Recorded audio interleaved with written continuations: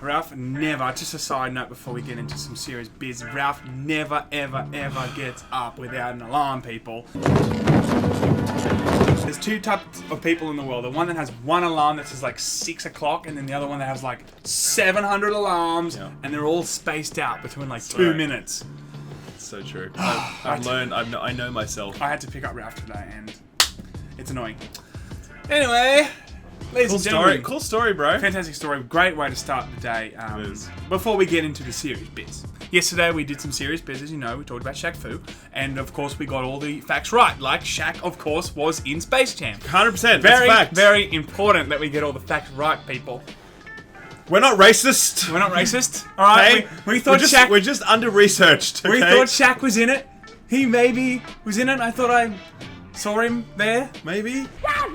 It's like we're cutting corners in our research. We're cutting corners. Okay, yes, that's... Do you think it's like we're cheating, Sam? Are we cheating 1,044,000 times? Wow, I can't believe you actually remember the number. It's pretty good. Of course I do. Ladies and gentlemen, today we're here to talk about PUBG and its gigantic epidemic. It's record-breaking, genre-defining shittiness when it comes to cheating.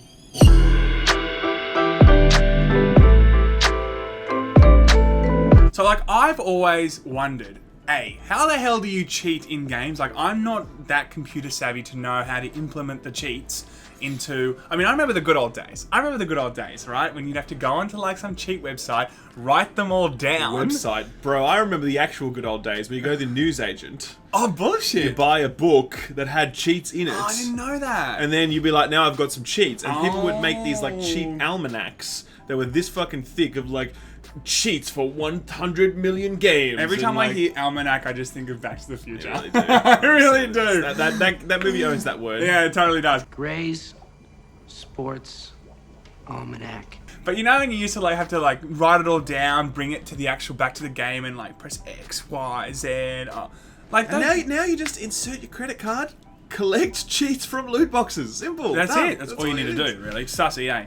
Or alternatively, you can basically just go to somewhere in China and download a cheat, because apparently the biggest problem right now with PUBG is that it has this massive Chinese cheating epidemic. Now, we don't mean that like the Chinese are bad people and they're cheating. Racist. We're saying that because 99% of the cheating that's going on in PUBG is traced back to Chinese IP addresses. Yeah. For some reason, it just happens a lot over there. No one really knows why. I mean, it's crazy that it all is in one area, though. Like, I genuinely don't know the answer to that. Like, it's different if like, it was 20% here, 40% here, and maybe like, you know, a large percentage of it coming from China, but like 99% of it? I wonder if there's any Chinese viewers who could maybe illuminate this for us. Maybe there is some really obvious explanation, like maybe the game is free in China or something, and they could just keep creating new accounts, and so therefore that's why there's so much cheating. That's probably not true, but like there must be some reason why 99% of what's going down is coming out of China. Yeah. Then again, I think of like World of Warcraft. There was, you know, like was there cheating?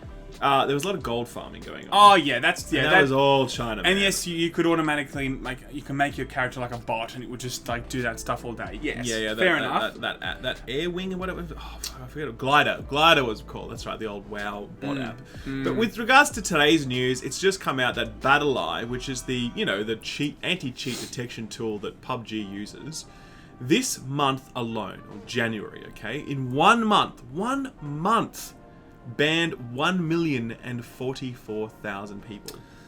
I mean, where do you That's a lot of lawbreakers' populations, man. That's like what? Do the math, What Sam. is the?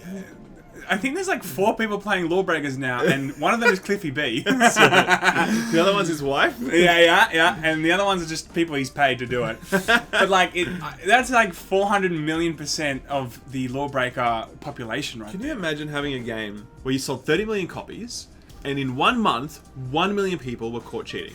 That means that there's a lot more than that who are actually cheating that don't get caught. Of course. My friend on Twitter, Danny, calculated that means that on average, you have at least 3 cheaters per server in PUBG. Wait, per game or per server? Per server, like, well, each game is a server. Yeah, I guess you're right. Same thing.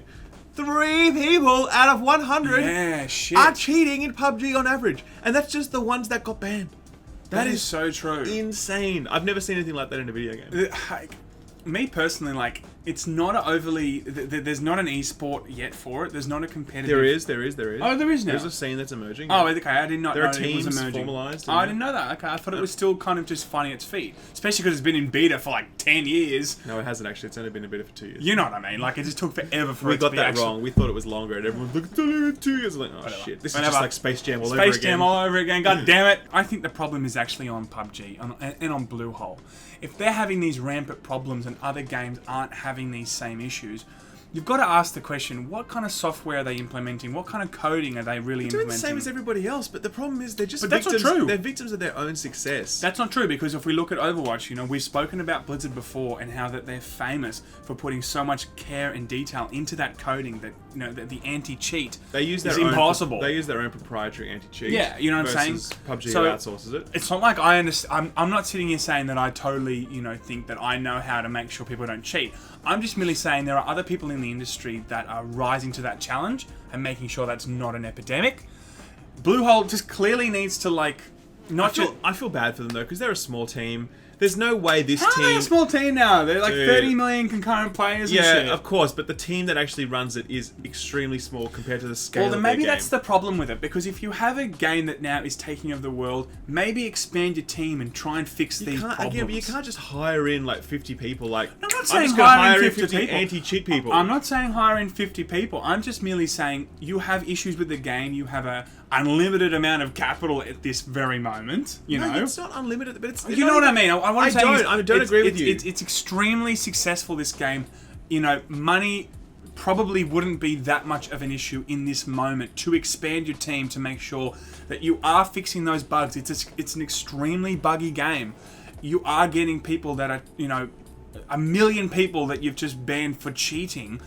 It's like, there's big problems here. I agree with you completely around bug fixing and quality of game. But, Sure. but with cheating, it's a whole different ball game, because the way that people respond and adapt to cheating is so fast moving all the time. You can't just throw people at it and expect it immediately to solve. Everyone likes to say with games development in general, just throw more people at it. It's not like that. I'm not saying just throw people at it. I'm just saying that if it is a small team, maybe putting people, you know, expanding that team so they can just focus on that problem. Because at the moment, I think... Testing. 1, 2, 3. This is what happens when I try and make a point. Okay? Please ignore all alarms. Alright. So we're going to great. continue now. Alright, here we Now we go. have to continue while the fire alarm is... This sounds really good. Emergency. This is fucking sick. Shit. Testing. 1, 2, 3. The fire evacuation. I'm going to have to put all of test this is in now. complete. Good on you, mate. Thank you. Thanks, buddy. Thanks, buddy. Job well done. It's Alright. like the voice from the sky. Yeah, this is God. Yeah, so... Fuck, what was I saying now? The challenge I think that this poses for PUBG is an existential one, okay? The Division, a game I played a lot of, it lost a lot of its population because of cheating. People eventually just walked away from the experience because That's exactly what I was they're like, gonna I can't trust this game to not be full of cheaters. And if you've got an average of 3 cheaters per server, then you're gonna be like, you know what, fuck it. Especially with the stakes involved in this. It's not like with the Division where it's like match-made play and they're really short rounds or whatever. You can go a long time in a PUBG match, put a huge amount of focus and energy and effort into it, and then just be like one-shot headshot from across the fucking across the map, and you're just like, what's the point of playing this That's game? what I was going to say.